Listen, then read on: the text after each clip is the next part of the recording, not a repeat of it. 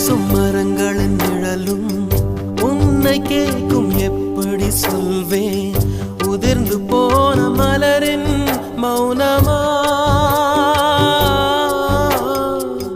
தூது பேசும் கொலுசின் ஒலியை அறைகள் கேட்கும் எப்படி சொல்வேன் உடைந்து போன வளையல் பேசுமா உள்ளங்கையில் வெப்பம் சேர்க்கும் விரல்கள் இன்று எங்கே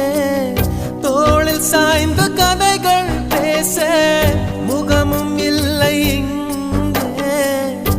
முதல் கனவு முடிந்திடும் முன்னமே தூக்கம் கலைந்ததே